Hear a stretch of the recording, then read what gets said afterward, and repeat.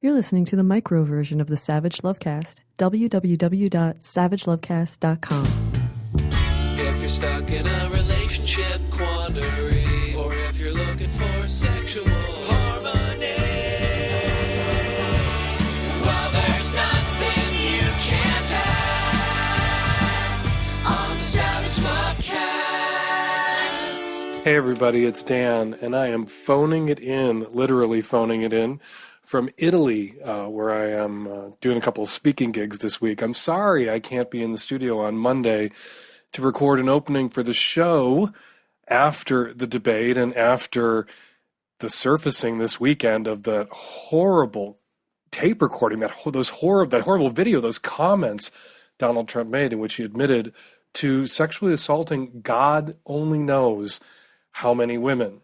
So I'm really sorry that I can't bring you a more up-to-date, up-to-the-minute opening of this week's show, because it's Sunday night here in Italy. The debate hasn't aired yet. I haven't been able to watch it, and tonight I'm going to be asleep during the debate, and tomorrow all day I'm flying home on Monday. So forgive me. I apologize.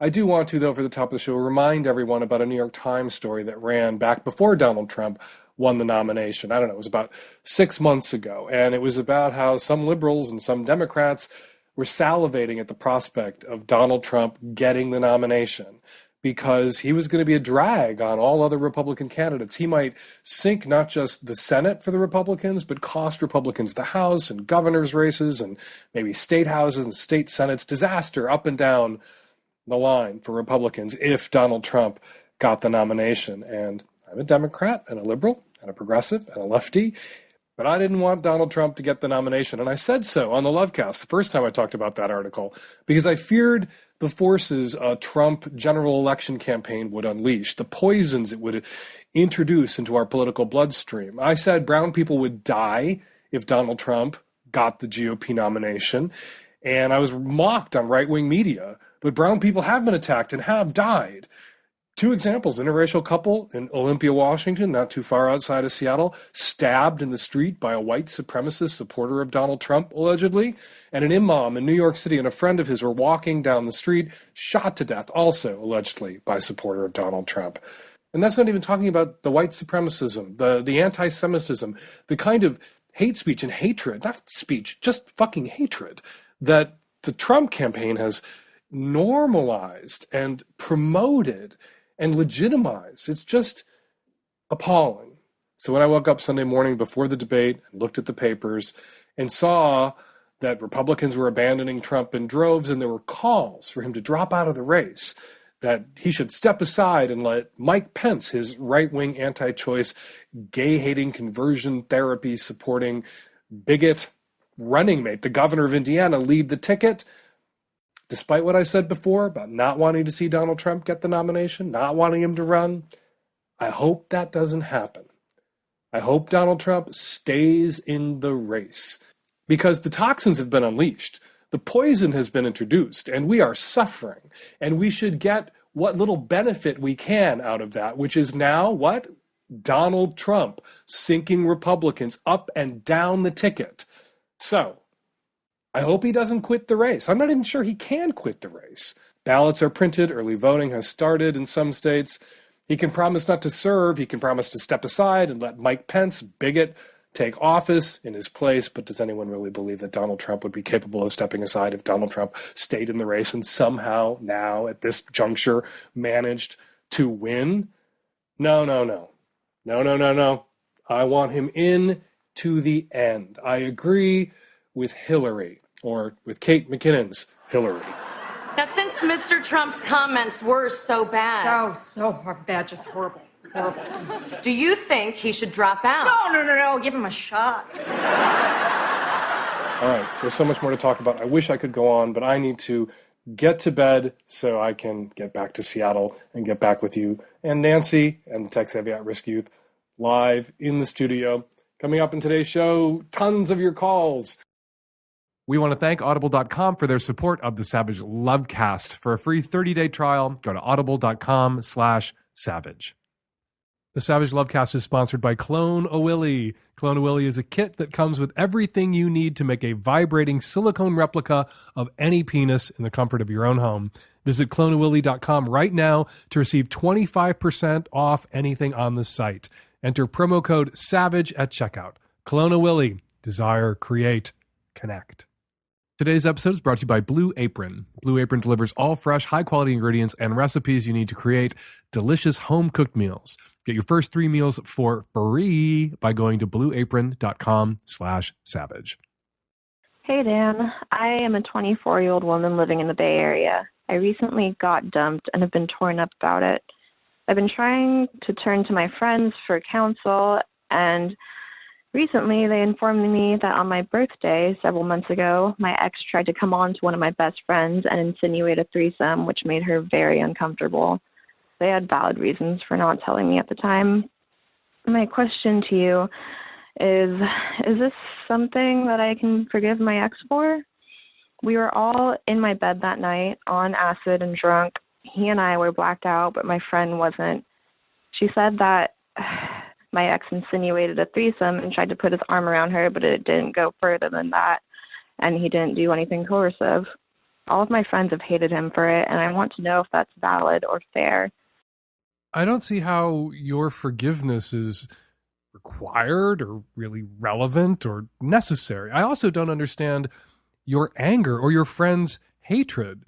You're all piled up in a bed together, at least 3, sounds like more, on acid and drunk, and he put his arm around somebody, and you keep saying he insinuated a threesome. I don't even know what that means. Initiated, attempted to initiate, proposed, suggested, insinuate, hinted at, gestured toward? I don't get what you mean by insinuated a threesome. And you mentioned that your friends who hate him for whatever it is he insinuated tell you that he didn't do anything coercive. He just tossed it out there while he was drunk, blackout drunk, and high on acid in a pile of people on a bed who were also drunk and high on acid. You know, people get cuddly on acid, and when they're drunk, and sometimes things come out of their mouth. Sometimes they insinuate or suggest or ask for things when they're fucking tripping. And it seems a little unfair to fault him for his actions that night, which amount to a great big pile of not very much. An arm around the shoulders and an insinuation of a possible threesome with you or someone else. I don't know who the third was supposed to be. And this isn't a question about whether you should dump this guy for what he did, that terrible thing he did that night on acid and drunk in your bed. It's a question about whether you should forgive him. Who gives a fuck? Don't forgive him. Never forgive him. Bear a grudge eternally and for the rest of your life. If it helps you cauterize the wound of having been dumped by this guy, which is probably what this is actually really about. If it helps you feel better about being rid of him, to gin this up into an I hate him, he's awful, then go right ahead and gin it up into an I hate him, he's awful for what he did. If that makes you feel better about the relationship being over, which wasn't your choice, it was his choice. And if you're looking for someone to get angry about so you can look in the mirror and say you're well rid of him, it can be this. You do not have to forgive him because I'm telling you to. If it makes you feel better, not to. Hi, Dan. I'm a 35-year-old male living in Portland, straight. My question is this. My wife and I have found a way that really gets her excited when we're having fun. She doesn't like dirty talk. She likes me to tell her a story. I mean, like a full-on story. The problem I'm running into is when we're in the middle of having sex, it's hard for me to create a story for her to hear. It's just kind of hard to think at that point, to be honest. Any suggestions on that? I know she's not really into the actual dirty talk, and I've used her advice before, the what am I going to do, what you're doing, this is what I'm doing to you. But I'm just having trouble coming up with full-on stories in the moment. So what kind of stories does your girlfriend want to hear while you're fucking her?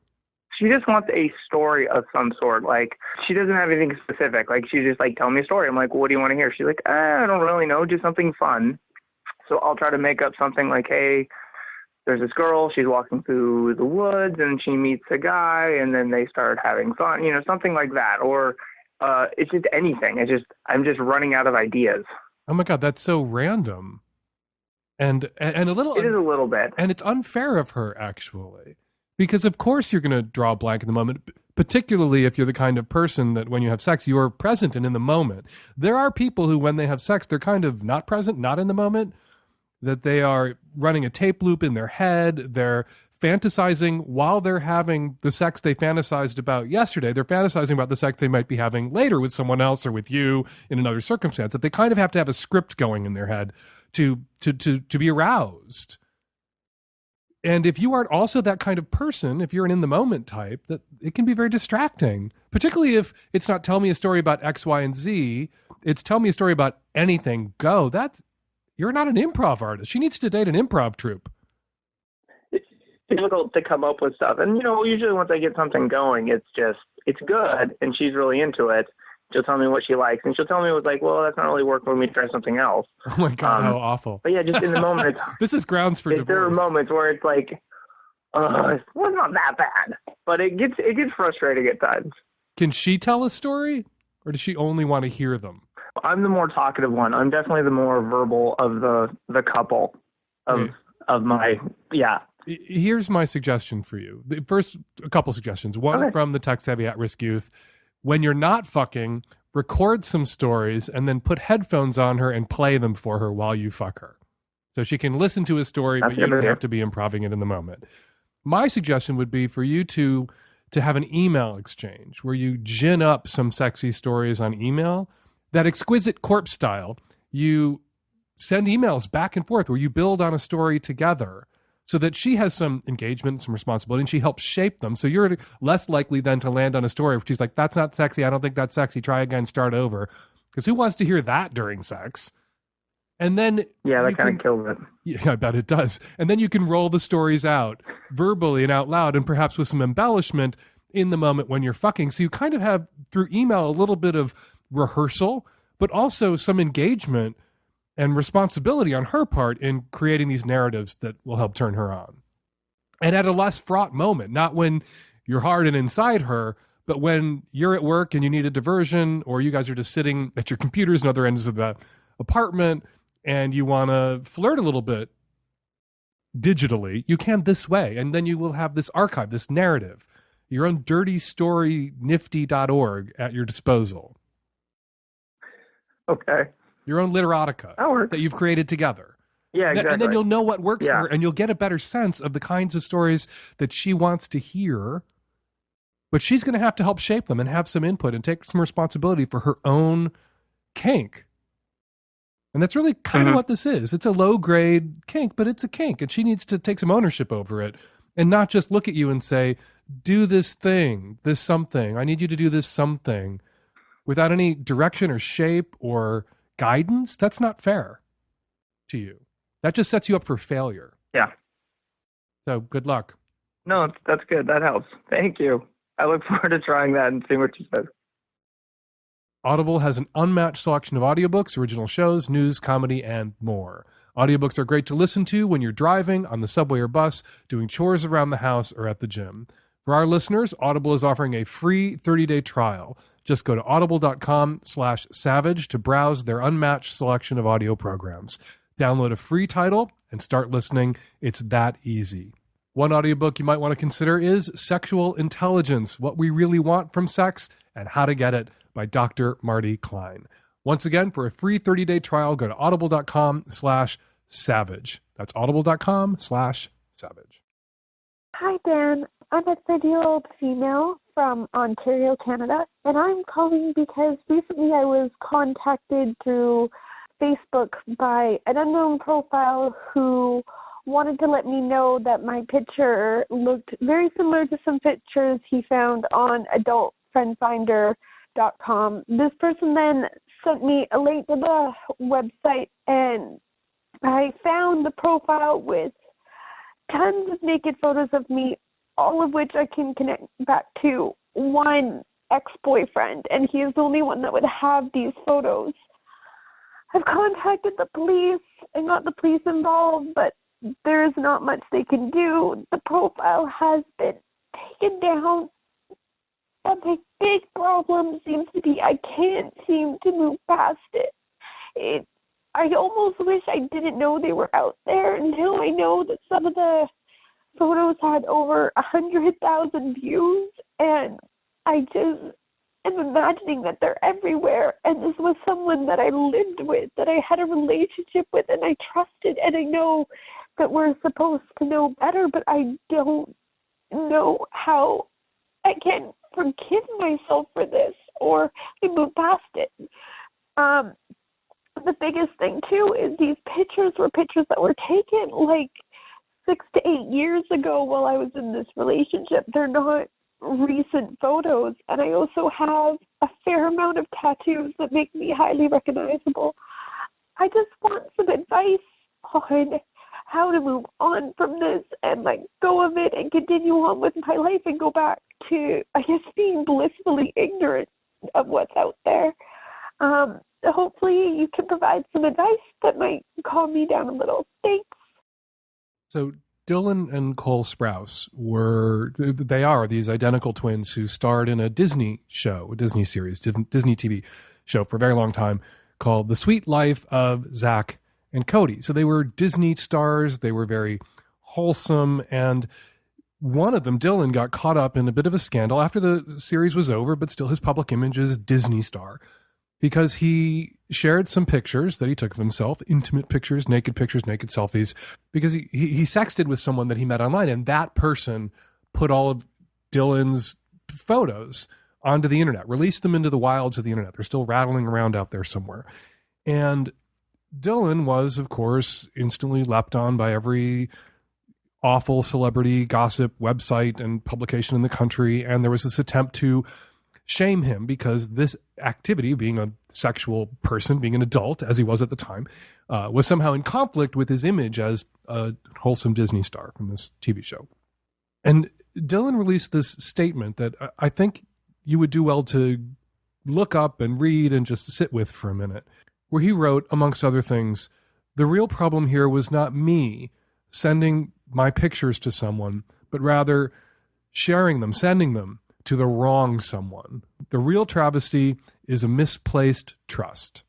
So too with you. The travesty here is a misplaced trust. You have been violated, and it is very upsetting. I think you should go back to the fucking police, and I think you should ask them to look up Canada's revenge porn law, because it doesn't sound like they're taking it or what has been done to you seriously. The revenge porn law in Canada, to the best of my knowledge, looking it up online, doesn't include a jail term for the asshole that you can identify who uploaded your videos, but it does include provisions that are punitive and that the cops should really be going after him about, including seizing the computer, cell phone, or other devices, quote unquote, used in the offense.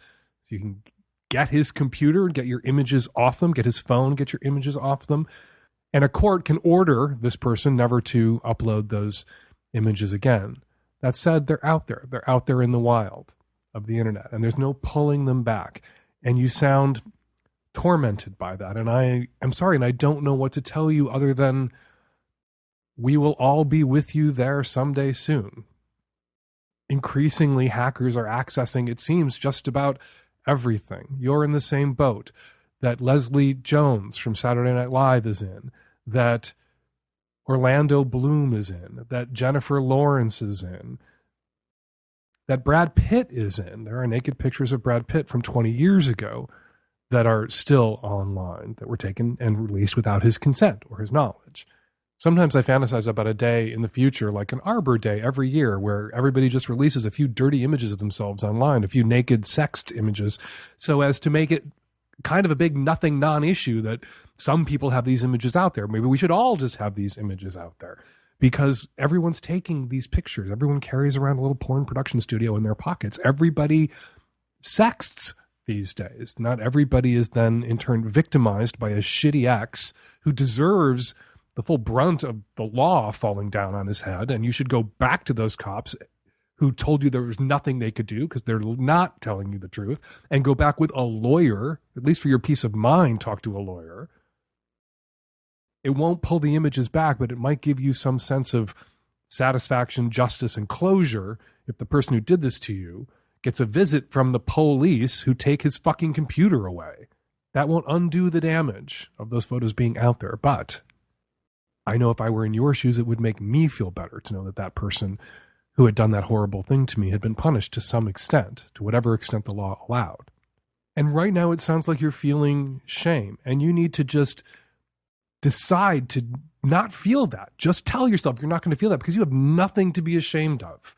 You don't have to be ashamed of your body. You don't have to be ashamed of the photographs that you took of your body. You don't have to be ashamed of the trust that you misplaced. The only person who has something to be ashamed of is the person who put the pictures of you on the internet without your consent. He has something to be ashamed of. You have nothing to be ashamed of. So what do you do beyond that with the knowledge that these pictures are out there, that they've been viewed by many people? Couple of things. You tell yourself that people don't have photographic memories, and that pictures that people looked at years and years ago are not pictures that they can instantly recall.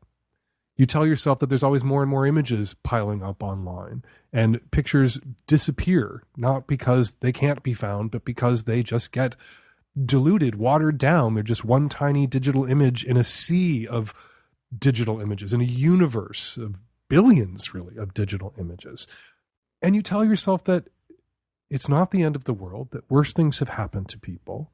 And you tell yourself that anyone who looks at you, anyone who connects you to those photos and judges you, is no one that you want anything to do with, because you were the victim. You did nothing wrong. You did what millions and millions of other people are doing with their lovers, sharing these kinds of images. And the only mistake you made, like Dylan Sprouse, was sharing these images and creating these images with the wrong person. The travesty here is not that you have a body and that you have tattoos and that you've taken naked pictures of your body with someone you thought you could trust. The travesty here was the violation of your trust. And if you're worried about being judged, you're worried about people thinking less of you, do the mental jujitsu where you are judging them in turn, and they are shitty people. Anyone who would judge you for what was done to you, for the way that you were victimized, is an asshole who doesn't deserve your regard, doesn't deserve a thought from you, doesn't deserve a moment of your time or attention or focus or anything. They are people that you can dismiss out of hand. Time heals all wounds. Give this time and look around. Look around at all the people out there who've been in your shoes. Leslie Jones, brutally violated by online hackers who dumped private photographs of her onto the internet. She made an appearance at the Emmy where this incident was joked about, but she was not the butt of the joke. The hackers, they were the butt of the joke. They are the assholes, not Leslie Jones, not you. The Savage Lovecast is sponsored by Clone a Willy. Clone a Willy is a kit that comes with everything you need to make a vibrating silicone replica of any penis in the comfort of your own home.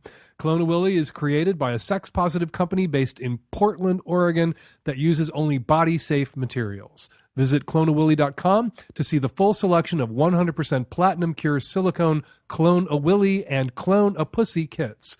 That's right, ladies. You now can make an exact replica of your vulva, seeing yourself at a whole new angle. Enter promo code SAVAGE at checkout to receive 25% off your order. Clone a Willy. Desire, create, connect. Hi, Dan. I am a 30-year-old female living on the East Coast, and I'm married. I have a question regarding female orgasm, the muscles that contract during female orgasm. My husband says that when I'm on top of him and I'm about to orgasm, his muscle contractions are too intense that it hurts his penis almost so much that we can't continue. It's quite disappointing for me, and I think he also feels pretty bad about it. I've done a lot of research on the internet, and I can't really seem to find any solid answer for why this pain might be happening to him. It doesn't seem like a common problem, and I'm wondering if anyone else has experienced the same problem and called in to ask you about it. Angle matters, and contractions for a woman during orgasm can change the angle of a vaginal canal. It can constrict it. Also, if you're bearing down, if you're changing the position of your body, perhaps without intent, perhaps without even any awareness that that's what you're doing, it can wrench his dick around in a way that for him may be uncomfortable. You can accommodate this or control for it by switching up a bit of the angle. Get some of those bolsters that they sell, sex bolsters, so that he can be in a position where his back may be supported in a slightly different way. So his dick is in you when you're on top in a slightly different way. If that doesn't help, then you're just going to really have to listen to the feedback that your partner is giving you and not fuck him in a way that hurts him. It's the same advice I would give to him if he were calling with a question about coming inside you in a way that you find painful. I wouldn't say to him, oh, she's lying or she's making it up or I haven't heard of this before, so it must not be a thing. Listen to your partner. It's a thing for him. When you climax, there's something about the angle of your vaginal canal, the angle of his penis, only in that position, something about the angles and something about your vaginal contractions that's painful for him. So that position is going to have to be tweaked. You're going to have to re-angle yourselves in that position so he doesn't experience that discomfort, or you're going to have to abandon that position. Blue Apron, Terry and I use it about twice a week. They send us a box with all the ingredients we need to cook up a couple of tasty meals. And there are some things about it that make us feel really good about using it besides all the pure deliciousness. Blue Apron's mission is to make incredible home cooking accessible to everyone, and it can be delivered to 99% of the continental U.S. and 99.5% of food deserts. Also, if you're used to eating out at high-end grocery chains, you can spend under $10 per person for a top-notch meal through Blue Apron. Customize your recipes each week based on your preferences, which is what we do. Choose delivery options to fit your needs. There is no weekly commitment, so you only get deliveries when you want them. On the menu this week is harissa chicken and carrots and roasted pork steamed buns, which are fucking delicious. Get your first 3 meals for free with free shipping by going to blueapron.com/savage. You will love how good it feels and tastes to create incredible home-cooked meals with Blue Apron. Terry and I, as you know, are customers, and Terry has been out of town for 2 weeks away, which means I had to cook for myself, which is not something I do ever. It's not something I've had to do since I met Terry, but I did it. I made 2 Blue Apron meals myself for me and my kid, and I could do it, and it was delicious. And if I can cook these things, you can cook these things. So don't wait. That's blueapron.com/savage. Blue Apron, a better way to cook. Hi, Dan. I am a 27-year-old straight female, and I've been in a relationship with a man that I love dearly for about 4 years now. My question to you was, I have previously tried anal sex before. I have tried it with my partner that I have currently. I have done it before with other people. My question, I guess, would be, I haven't done it in about 3 years, and I recently purchased some butt plugs online, and we've been talking about using them, and I guess I'm kind of nervous and scared that I won't like it anymore, or I might like it and he might not. We're a very sexually open couple, but I kind of like your advice on how to go about adding this to our love life where it wouldn't be awkward, I guess. I'm not very good with awkwardness and trying out new things, although I am very open to trying new things. And so I just kind of want your advice on this. You say you're not open to awkwardness, and then you say you are open to trying new things, and I'm curious how that works. There's nothing new that I've ever tried in my entire life, not just sexual things, anything. Nothing new I've ever attempted that wasn't, at the start, somewhat awkward, that didn't involve some degree of awkwardness or face planting or fucking up or failing. There's always awkwardness. I'm a really good snowboarder. I was super awkward that first week up on the slopes. I could not do it. I was falling fucking down and feeling so conspicuous and so awkward, and I was miserable and just had to power through it to get to the fun of now snowboarding like I know what I'm fucking doing. The same thing with anal, the same thing with this interaction with your boyfriend that you're going to have. Go to him and say, and blush and feel awkward and shy and say, used to do some butt play, always liked it, got us some butt plugs to keep things sexy and spicy and fun. And here they are. And if he freaks out, then maybe he's not the right boyfriend for you. Maybe he just needs to have a freak out. You can let him have a freak out and storm away, and he'll come back later after having sat with it for a while and realize that maybe this is something he wants to try. Folks, remember, when you throw something new at someone, not initiate it, just propose it. You don't want to scare people to death or leave people feeling violated. But sometimes when you say, I'd like to do X, or I'd like to try Y, or I got this toy, people will have a reaction that's not about you and it's not about shame. It's just about the sex negativity that permeates our culture and permeates each of us. And they will have this reaction without thinking about it, where it feels shamey. It feels like they're shaming you and doing that to you to make you feel bad. And it's really just sex negativity leaving the body. And sometimes you just have to let that person have their little like shame brain fart. And out comes the, oh my God, butt plugs. Why would you get butt plugs? And just don't shut down at that moment. Just power through the awkwardness of that moment and say, I got butt plugs because they're fun. And you have your little freak out about it. And let's talk about it later. Let's go snowboarding. Let's go bowling. Let's go have a drink. Let's go do this. And then you can return to the subject when they're feeling calm, when they've had some time to think on it and process it. The first present I ever got Terry shortly after we met was, caller, a butt plug. And you know what he did? Well, we were at a bar and his friends were there, and he opened the box and there was a butt plug in it because we'd been messing around for a few months. And I was like, you need a butt plug. You would love a butt plug.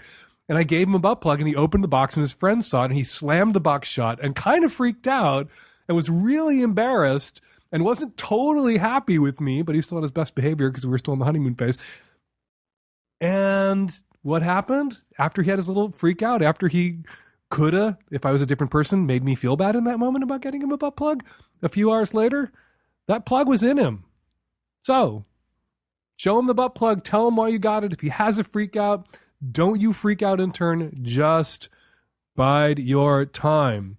And that butt plug, or those butt plugs that you ordered, will be in you, or they'll be in him, or they'll be in both of yous. Hi, Dan. I'm a 25-year-old straight woman from Michigan. I just found out my agreed-upon monogamous husband cheated with another man. He says just once, but I can't trust him. I know cheating happens all the time in most relationships, and I think I could get past that. But when I met him, he was my gay best friend. After a year of close friendship, he told me he's actually bi and in love with me. Flash forward 6 years later, we're married, and he cheats. There had also been online chats and photo swaps for a while. And after he cheated, he emotionally abused me for 6 months. I started going to therapy, and I was working on it when he just recently told me about the infidelity. Should I leave him? Is this the cherry on top of him being a shitbag? Is he gay? I have so many questions. I don't know if your husband's gay or not, but your husband told you before you got married that he was bi. That doesn't excuse the infidelity if he'd made a monogamous commitment to you. More importantly, and on another subject, there's no excuse for the emotional abuse, for 6 months of emotional abuse. When someone behaves that way, and it's funny that you say that he abused you emotionally for 6 months and you went to therapy to work on that. I hope you don't mean that you thought his abuse of you was your fault or something that you were doing. Maybe you're going to therapy to find some support as you worked on what you could do about your fucking awful abusive husband. But somebody who does that, somebody who engages in that kind of emotional abuse, is pushing you away or doesn't deserve you. I typically think when I see someone who's emotionally abusive or just generally shitty to their spouse, that they want out of the marriage, but they don't have the decency or the courage or the ovaries to end it themselves. They make themselves intolerable, and then that other person leaves them and they can swan around playing the victim, that they were the one who got left and they should be the focus of everyone's, all your shared friends' sympathy because you walked out on him, not vice versa, but you walked out on him because he was being awful. But you seem most concerned, or one of your primary concerns is he gay? And I can't answer that question. He was gay identified when you met him. He told you he was bi. You've been married to him for a long time. Presumably in that time you guys had a sex life. You're in a much better position than I am to make a determination about his sexual orientation, or the best guess about his sexual orientation. You were having sex with him. Was he present, or was he emotionally absent and detached during sex? Were you having sex? Was he eating your pussy? Were his eyes clamped shut when you guys were having sex? And he was clearly somewhere else with some gay porno tape loop spooling through his head so that he could get through heterosexual sex with you. Was he being intimate with you and connected to you, or was he masturbating inside you? You're in a much better position to answer the question or make a better guess, a more informed guess than I could about his true sexual orientation. And you can speculate, and I can speculate. I think I just spent 2 or 3 minutes speculating. But what we know for sure is that you got to get out of this marriage because he's an emotionally abusive, cheating asshole. Somebody who is emotionally abusive, I think you shouldn't put up with and you should leave. Somebody who's cheated once, that's something that you can get past. You can Hillary Clinton your way through that. If you're with somebody and they made a monogamous commitment and they cheat, maybe that person only knows now that they're incapable of honoring a monogamous commitment and therefore they shouldn't have made one in the first place. And if you can then stay with that person, you might have to renegotiate the terms. You might have to agree to some sort of monogamish relationship or an open relationship or non-monogamous relationship. That may be your price of admission for staying with that person. If that's not a price of admission you're willing to pay, then you should go and make a monogamous commitment to someone else who in turn, statistically speaking, is highly likely to cheat on you at some point also. Hi, Dan. I'm the tech-savvy at-risk youth. I'm calling on behalf of my brother and hoping to get a little guidance how to help him. He has been in a 10-plus year marriage, 2 kids. The kids are great. I love them. He and his wife have been rather miserable for many years, and it's apparent to everybody. And he used to seek advice from me and other family members, what to do, how to deal with it. He's not sure how much longer he can do this, etc. And we gave him all the advice we could think of. I mean, it seems like they've been on the brink of divorce for several years, but he's determined to keep the marriage together until his kids are out of the house, which is still a bunch more years. And I hate seeing my brother so desperately unhappy, but he's terrified of losing the kids if they divorce and seeing them like once or twice a month. He's convinced that's what's going to happen because that's where he lives, and he thinks that's just how the law is going to work against him, and that he, as the father, will just only get to see them once in a long time. Even though I don't think he's actually ever spoken to a lawyer, even though I've told him, and other people have told him, say, please talk to a lawyer, see what your options are. I don't think he ever has, but it's been a while since he asked any advice. He seems to have just withdrawn in himself and doesn't bother seeking advice anymore or even complaining, using our filters to cry on or anything. It's just painful to watch this, and I want to help him. And I don't know how else I can, and I hate that he feels like he should put his life and his happiness on hold until his kids are grown. It's so many more years for him to be unhappy, and I was hoping maybe you had some outside guidance. Does your brother want to leave his wife as badly as you want him to leave his wife? Interesting question. Because I don't think he's going to leave her until he wants to leave her as much as you want him to leave her. Right. No, yeah, absolutely. It's entirely his decision, and I'm well aware of that.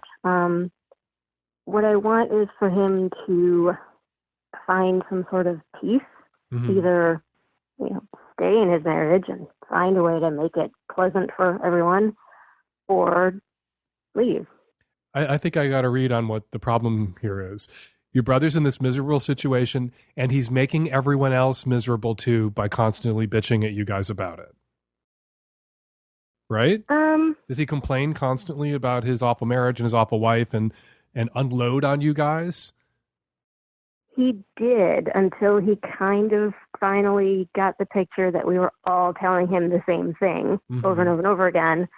And he has since pulled away and doesn't really talk to much of any of us at all much anymore. Yeah, well, that's bad. If he's isolating himself, that's bad. I think you guys should make an effort to reach out to him and engage with him. But I do think, we've all had friends or relatives who are in terrible relationships who come to us over and over again, tell us all the terrible things that are still happening that are exactly the same as all the terrible things that have always been happening. And we're just expected to sit there and empathize endlessly. And at some point you have to say, look, stay or go. That's what I think you should do is go. Go is what you should do. Go is what I'm going to tell you to do. But at some point, if you're going to stay, you have to stop complaining about your lot because you've chosen to stay. And I'm sick of hearing about it. But that doesn't mean I'm sick of talking to you or seeing you. I want to talk to you. I want to see you. And maybe we can have like 10 dedicated minutes each visit where you can like vent about the wife, but then we have to change the subject because there's only so much I can take. That's a good plan.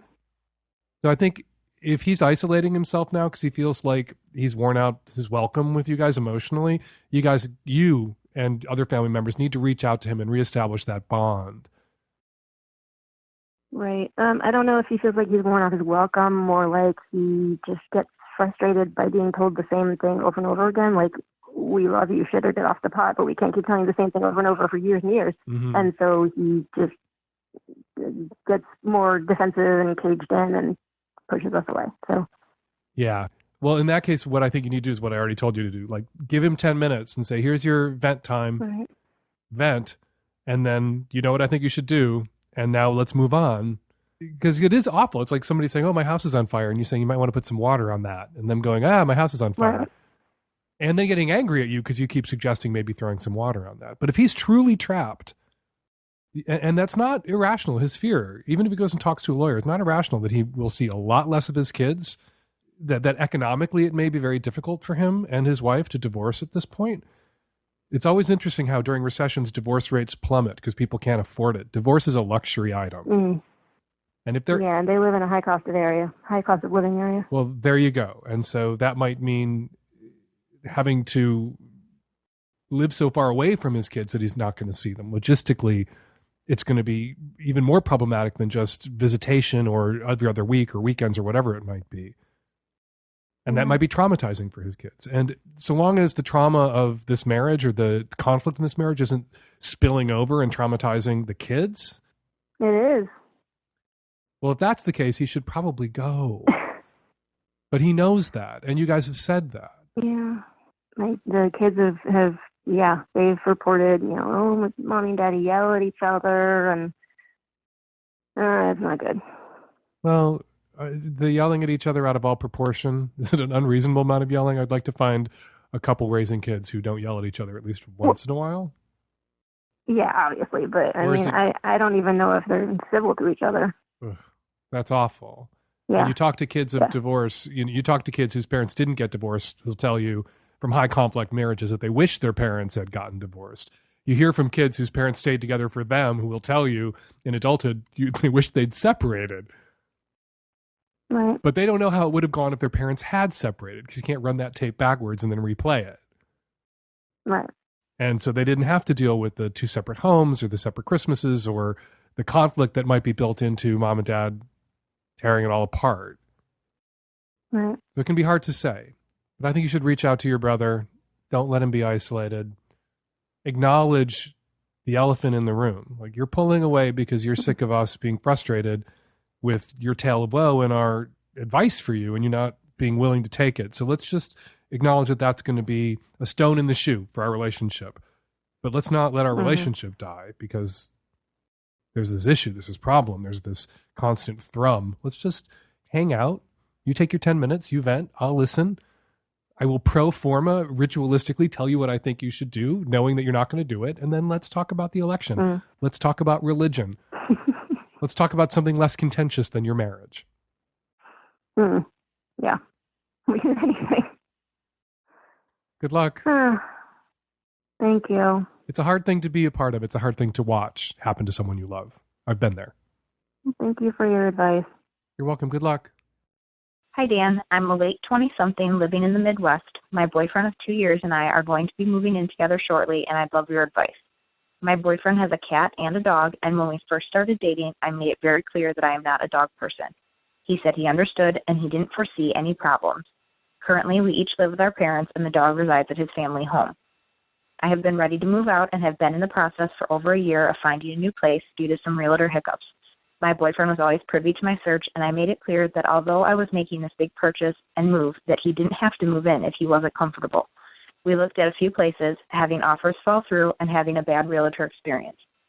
I picked the search back up recently and kept him involved. When the dog began to be brought up, I said I wasn't super comfortable with her coming with us unless the layout of the house made for this. She is afraid of stairs, and at 8 years old, you can't teach an old dog new tricks. After presenting numerous options of houses with fenced-in backyards, he told me that he wouldn't be bringing the dog because his cat, who isn't associated with the dog, would not get along with it. He told me that he would pick the cat over the dog any day, not that I asked him to do so, and told me that I should be looking into condos again so that I could find someplace that I was comfortable. I put in an offer on a condo, and all went well with us possibly closing as early as next week. I thought we were in the clear, but now as his nerves get amped up to move out, he is trying to tell me that the dog cannot be left with his parents. His relationship with his parents is rocky, and the dog has always been a point of contention between them. His parents refuse to adhere to her training and weight loss program, as well as some other things. He's saying that they are demanding for her to go with him, and while I understand his hesitation about leaving her, the condo I purchased is simply not large enough for an overweight beagle. His parents would be less than 15 minutes down the road, but he is acting as though he can never go back once he moves out. On top of it all, he has severe Crohn's disease, and if he was unable to take the dog out to go potty, she will not let me take her out. This is causing a major rift between us, and while I gave him the option of not moving in right away, he is adamant that he wants to, but the dog situation has to be figured out. The only other person who could take her is his sister and her boyfriend, but they are not getting their place for at least a year.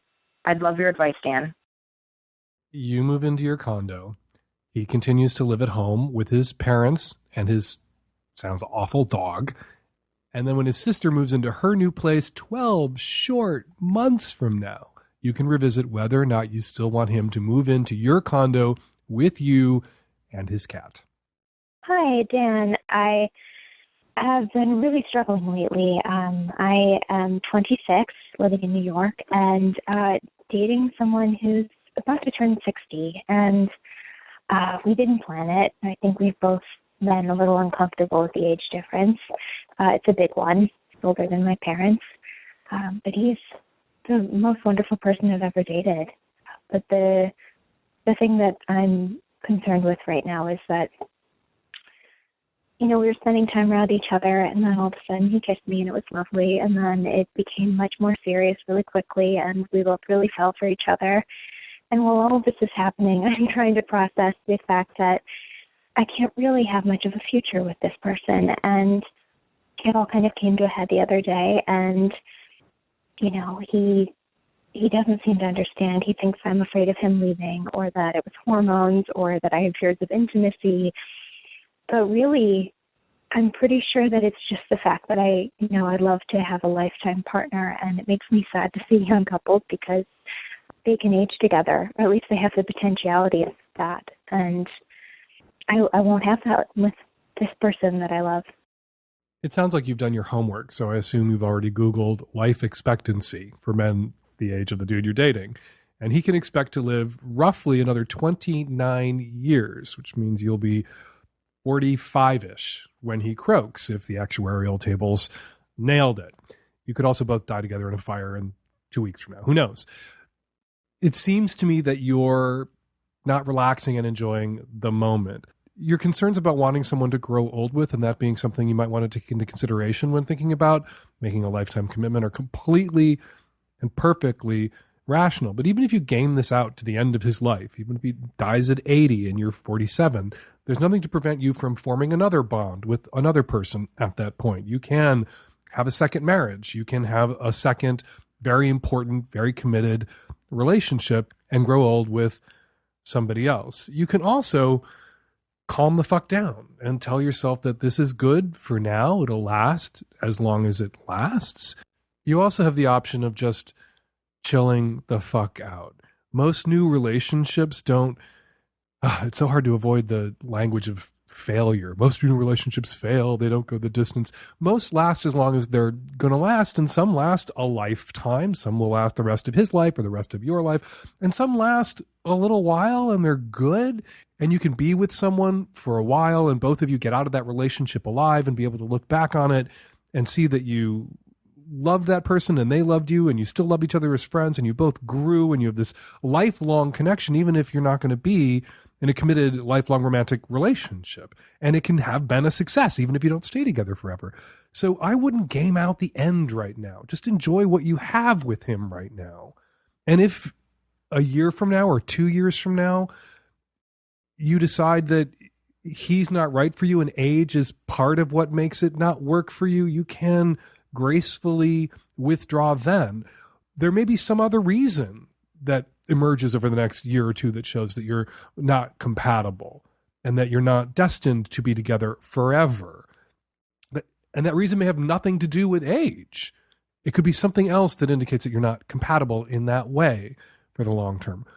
Or you could wind up spending 20 years with somebody that you love, somebody who's really good for you, and then be single again in your 40s, which is not a death sentence. Lots of people wind up single again in their 40s, most through a breakup, most because a relationship ends, and then they date again.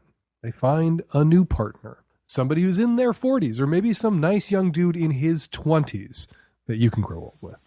Hi, I'm calling with a suggestion for the woman, the lesbian whose partner wants to shower before sex. I have a solution, which is the camper's Burning Man solution, which is baby wipes. Get baby wipes that are unscented. Keep them by the bed. Keep them in your purse or in the car so you can have sex in the car. All you do is a quick wipe. I don't know if the partner is freaked out by her own pussy or the pussy of the woman who called, or maybe both, but that is a way to clean up if you're concerned, get squicked out easier by odors or whatever, or just the sense that things aren't completely pristine. So I think that is a solution for them, or certainly something that they should investigate. Hi, Dan. I'm calling in response to the caller in episode 519 whose mouth got too dry when she was giving oral sex. My tip would be coconut oil. It's a nice lube, and it's great for the skin, and it's a great pairing with cock. What she needs to do is eat a half a bag of Skittles before going down on her boyfriend, and she'll find that she will have more than enough saliva to go on. I don't know what it is about Skittles, but eat a bag and you're basically drooling all over yourself. This is for the lady who is having a problem getting enough spit for her boyfriend's blowjobs. Just gag on it. Like, get it down there far enough that you gag on it. Number one, they fucking love it when you gag on their dicks. Number two, it turns you into a veritable spit fountain, and you will have no problems. And we're going to leave it there. 206-302-2064 is the number here at the Savage Lovecast. If you want to record a question or comment for a future show, please give us a buzz. 206-302-2064. Register to vote. The election is coming up, a very important one. We have to keep the orange asshole fascist out of the White House. Go to vote.org for information about registering to vote in the state where you live. Follow me on Twitter at Fake Dan Savage. Follow Dr. Marty Klein on Twitter at Dr. Marty Klein. Speaking of Twitter, kicking pine cones tweets, showing much love for Fake Dan Savage with a Savage Lunchcast, courtesy of my sister Whitney and the crew at Sweet Pea Cafe in Tallahassee, Florida. Savage Lunchcast was a lunch special at the Sweet Pea. Thank you very much, Whitney and crew, for memorializing me. Savage Lovecast is produced every week by Nancy Hartunian and me and the tech-savvy at-risk youth and Nancy. We'll all be back at you next week with another installment of Savage Lovecast. Thanks for downloading.